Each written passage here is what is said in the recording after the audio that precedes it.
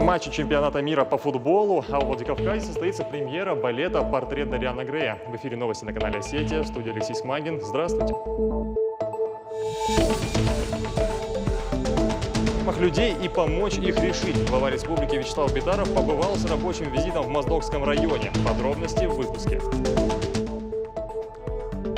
Горячая пора. Сегодня выпускники школ сдали экзамен по обществознанию. Как прошло тестирование и были ли нарушения?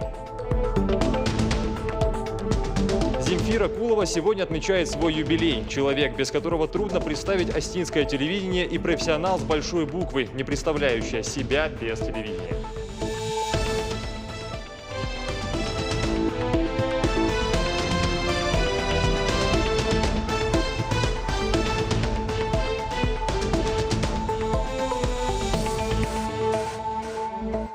Вячеслав Битаров сегодня посетил Моздокский район. Глава республики посетил социальные и образовательные объекты. Также глава республики провел прием граждан и встретился с руководством района. Подробнее о рабочей поездке руководителя мы расскажем чуть позже. Материал сейчас готовится к эфиру. Возможности использования средств материнского капитала, налоговые льготы для героев и участников Великой Отечественной войны, меры социальной поддержки неполных семей и другие законодательные инициативы обсудили сегодня на заседании Совета парламента республики. Оно состоялось под председательством Алексея Мачнева. Единогласное одобрение депутатов получил федеральный проект закона, призванный расширить перечень льготников по земельному налогу. В список предлагают включить героев Советского Союза и России, инвалидов первой и второй групп, а также военнослужащих. Также парламентарии подготовили федеральную инициативу, совершенствующую нормы жилищного кодекса. Кроме того, руководитель Комитета по науке, образованию, культуре и информационной политике Елена Князева представила федеральный законопроект, направленный на совершенствование системы государственной охраны предметов и документов Национального библиотечного фонда.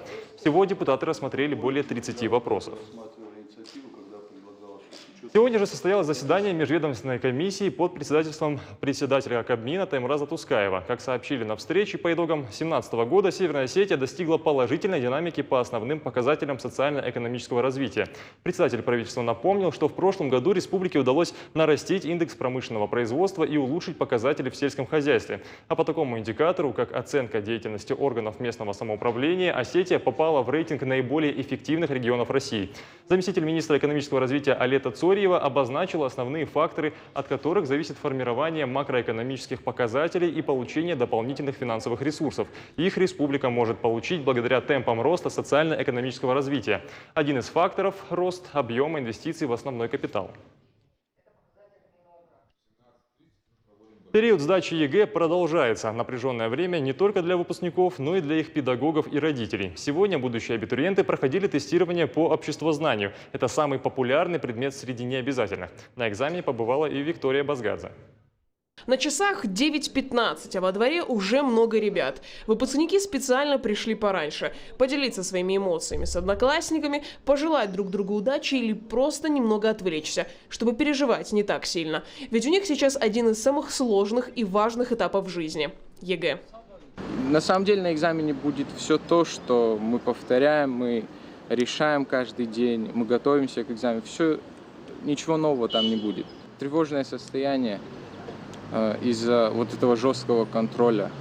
Отвлечься помогают и родители, хоть и говорят, что переживают не меньше. Сегодня я пришла на ЕГЭ со своей дочкой Камилой. Это важна поддержка, когда моя дочь выходит, когда она меня видит, вот ей становится как-то и уверенной, она себя чувствует, что мама на улице за нее переживает. В школах Владикавказа сегодня не только городские ученики. Ребята из районов Северной и даже Южной Осетии сдают обществознание. С ними их учителя. Я сегодня привезла 6 учеников. Учились хорошо. Ну, я надеюсь, сдадут. Я абсолютно спокойна и уверена в нем, что он сдаст.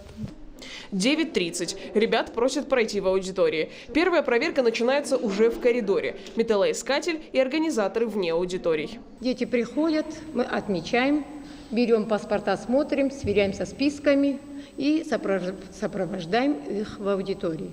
10:00. В школе звенит звонок. Пора раздавать материал. По новым правилам задания печатают прямо в аудитории, чтобы не было ни малейшего шанса изменить результаты.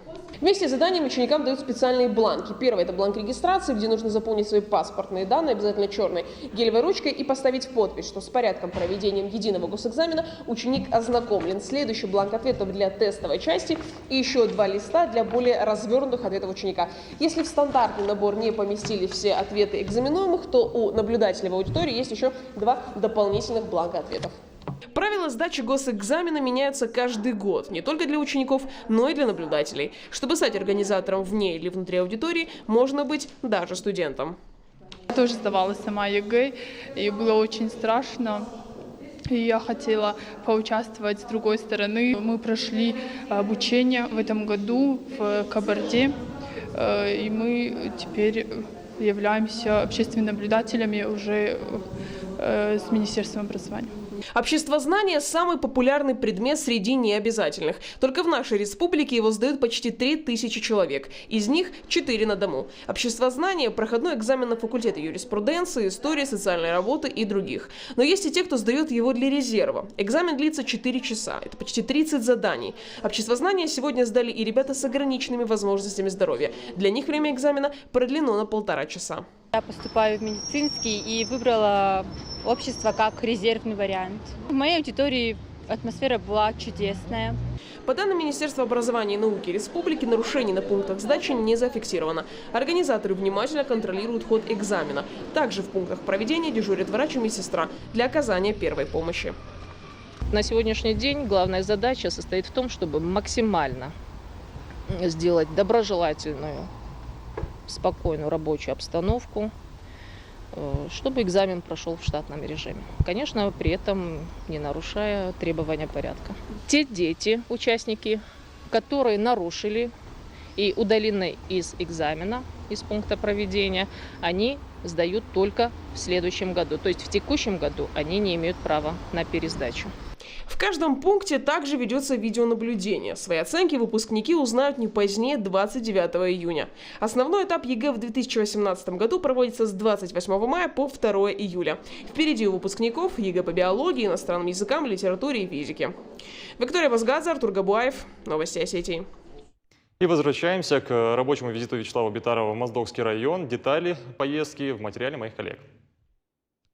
В первую очередь Вячеслав Битаров встретился с жителями селения Предгорное. Год назад там были перебои с водой, и людям приходилось ездить за ней в соседние села. Эту проблему удалось решить, но водопроводные сети изношены. Глава пообещал решить эту проблему. Уже с понедельника специалисты приступят к ремонтным работам. Общая сумма, которая на это необходима, 22 миллиона рублей. По словам Вячеслава Битарова, таких денег в бюджете нет, но их будут изыскивать. Благодаря усилиям нашей главы, республиканской главы администрации, очень благодарны всем приложенным усилиям в связи с водой. Водоснабжение идет. Хотя не так, как хочется в полном объеме, но грех жаловаться, думаю. Люди пожаловались и на медобслуживание. Дело в том, что им приходится ездить в Моздок, чтобы сделать кардиограмму. Глава пообещал, что обеспечит местный ФАП кардиографом и машиной, чтобы врач мог обслуживать не только жителей селения Предгорное, но и соседний Малый Малгобек. Там, кстати, тоже немало проблем. Сейчас в населенном пункте живет 144 человека, в том числе 22 школьника. Учиться им негде. Из-за того, что школа находилась в зоне оползней, ее закрыли. Вячеслав Битаров поручил местным властям решить эту проблему. Определить, в какую школу будут ходить дети в сентябре и обеспечить их перевозку. Району поручим. В течение 2 недель вы представьте видение, куда дети денутся 1 сентября, где будут учиться. Надо вопрос решить, с родителями согласовать, так, чтобы родители были удовлетворены. Подготовьте мне в течение месяца, в течение месяца запишите, подготовьте мне, какие средства нужны для переселения тех домов, которые, конечно же, пострадали и страдают от оползня. Еще одна проблема – зона оползней. Из-за расположения селения Малый Малгобек дома у людей стали разрушаться. Нужно решить вопрос с переселением, но это можно сделать только на федеральном уровне за счет включения в соответствующую программу. Вячеслав Битаров посетил школу-интернат в Моздоке. Сейчас там обучается 369 человек, и 134 из них живут в приспособленных классах. Дело в том, что общежитие почти 20 лет не работает, необходима реконструкция. Вячеслав Битаров отметил, что объект нужно включить в федеральную программу. Это сейсмики нельзя в реконструкцию. Она не строится, а реконструкция. Школа. Разве что школа? Деревянные перегородки и так далее. А? Межэтажные. Да, деревянные. Ну, в 27-й школе что ж так было? Училась. Ну давайте мы обязательно рассмотрим, давайте мы что-нибудь будем думать. Из школы-интерната глава прошел пешком в администрацию Моздока. Он посмотрел парк, который в прошлом году начали обустраивать по программе «Комфортная городская среда». Сейчас работы продолжаются, осталось отремонтировать фонтан. Вячеслав Битаров провел совещание с активом Моздокского района. Речь в том числе зашла о занижении кадастровой стоимости земель. В районе 66 тысяч гектаров пахотных земель, и половина из них идет по льготной ставке. В год собирают 4 миллиона единого сельхозналога, а могли бы около 60. Такая же ситуация с арендными платежами. Из-за недобросовестных землепользователей район теряет не менее 100 миллионов в год. Вячеслав Битаров поручил решить этот вопрос. Возможно, даже путем лишения таких фермеров субсидий по линии Минсельхоза. Вопрос касается не только нашей республики, но по всей России есть такая проблема, когда недобросовестные землепользователи, пользуясь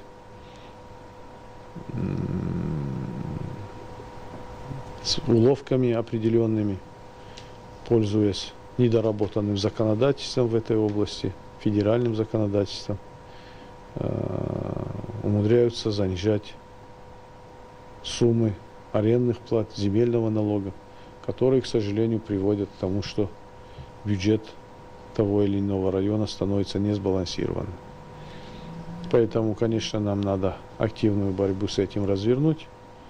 И, конечно же, мы в первую очередь решим всех льгот, которыми продолжали пользоваться. Здесь же Вячеслав Битаров провел прием граждан. С обращениями к главе пришли 7 человек. В основном это были личные просьбы: помощь в лекарственном обеспечении, приобретении инвалидной коляски и оказание материальной помощи. Вячеслав Битаров пообещал, что на все обращения отреагируют и помогут. Сармат Мисиков, Генриетта Албегова, Александр Каджаев. Новости Осетии. А сейчас о главных темах в сегодняшней повестке федеральных СМИ. О них нам коротко расскажет Белла Бекоева. Белла, здравствуй. Что нового сегодня в стране и мире? Здравствуй, Алексей. Правительство страны одобрило повышение пенсионного возраста. А суд оставил в силе решение о блокировке Telegram в России. О самых актуальных новостях прямо сейчас.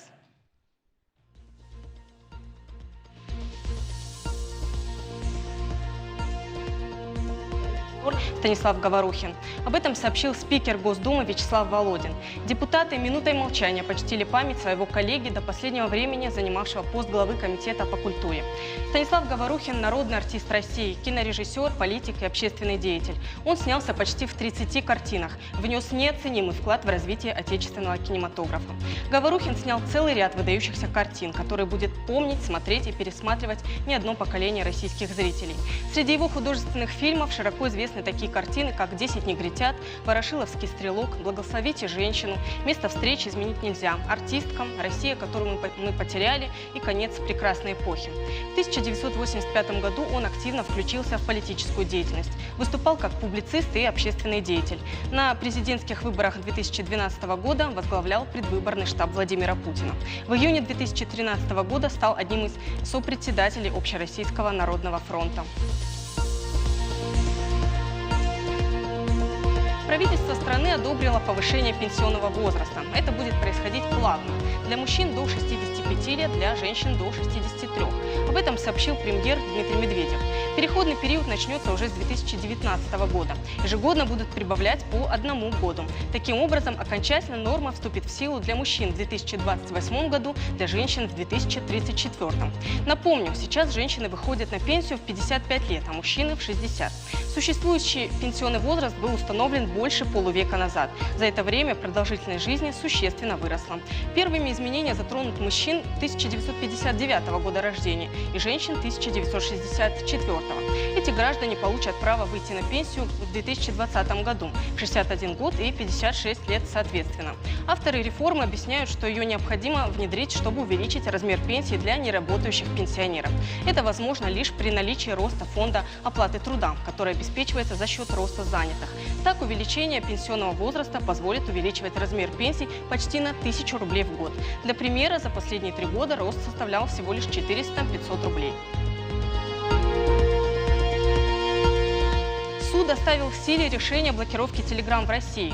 Напомню, адвокаты, представляющие интересы мессенджера, обжаловали приговор 8 мая. Защитники указывали, что при принятии решения о закрытии доступа суд нарушил порядок рассмотрения дела. Поводом для блокировки стал отказ Telegram передать ФСБ ключи шифрования сообщений.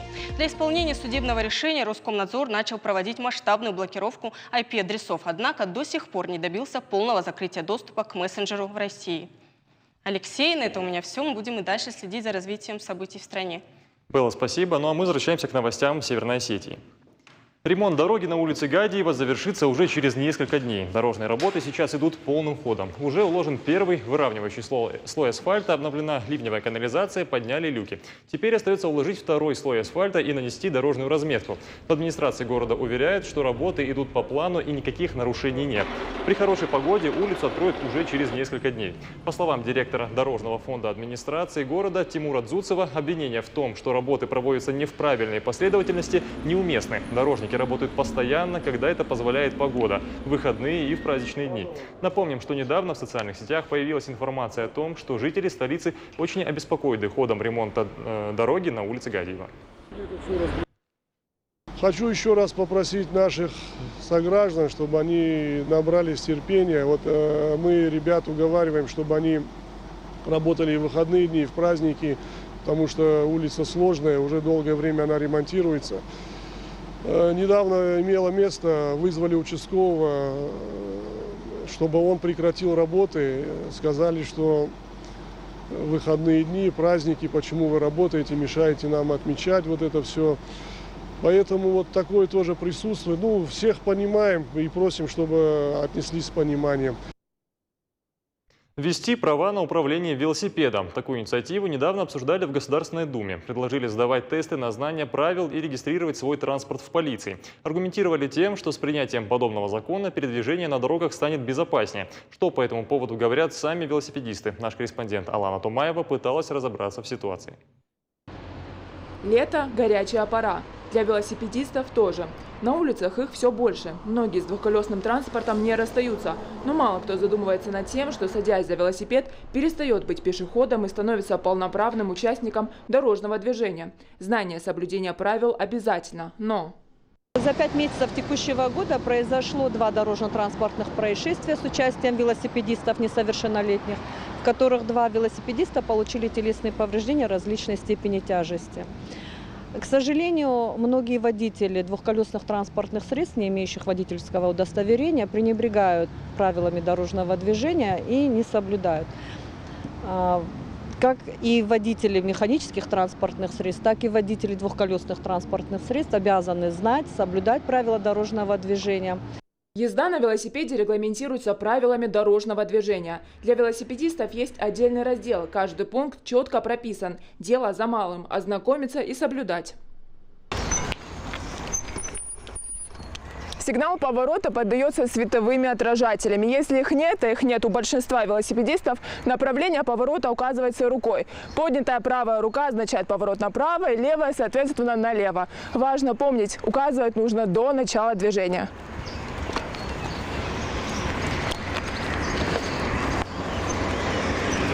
Не так давно в Госдуме предложили ввести права для управления велосипедом, как способ обеспечить большую безопасность на дорогах. Ссылаются парламентарии на западный опыт. В Германии, к примеру, экзамен на управление велосипедом сдают во всех школах. Носит процедура больше формальный характер, но обеспечивает знания ПДД уже со школьной скамьи. Возможно, это тот самый зарубежный опыт, который стоит перенять. О том, что велосипедисты не всегда соблюдают правила дорожного движения, говорят и автовладельцы. Хотелось бы, чтобы они более серьезно относились к правилам Просто у нас, как в некоторых других городах, нету такой велосипедной разметки, где можно было бы ездить. И у нас и так дороги узкие, еще эти велосипеды.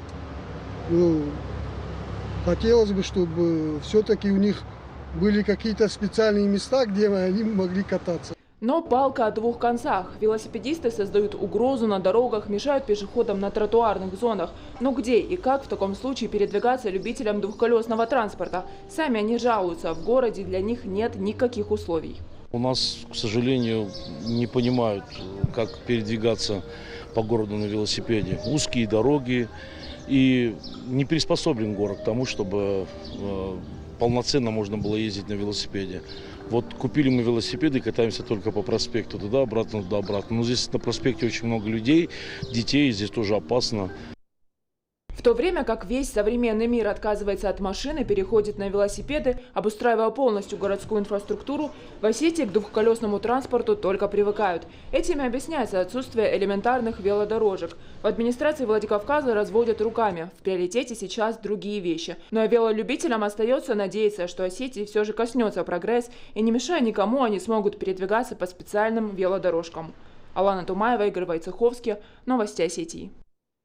Сегодня свой 70-летний юбилей отмечает легенда остинского телевидения Земфира Кулова. Именно она на протяжении многих лет знакомила зрителей с последними новостями республики. Земфира Давыдовна посвятила телевидению более 40 лет и сегодня остается в строю и является главным ориентиром в профессии для многих начинающих журналистов. Приветствие знаменитого творческого тандема Земфиры Куловой и Владимира Дудиева звучало в каждом доме Северной Осетии. Для жителей республики ведущие программы «Иристон сегодня» стали практически членами семьи. Земфира Кулова пришла на телевидение совсем юной девушкой. Говорит, никогда не забудет свой первый выход в эфир. Это было в декабре 1968 года. В день рождения на работе Земфиру Давыдовну сегодня встречали по-особенному. Директор государственной телерадиокомпании «Алания» Тимур Кусов поблагодарил ее от имени всего коллектива за многолетнюю добросовестную работу. Сегодня в кругу друзей, коллег и учеников Земфира Кулова рассказывает самые яркие истории жизни на телевидении. Сама отмечает, что не может представить свою жизнь без ТВ.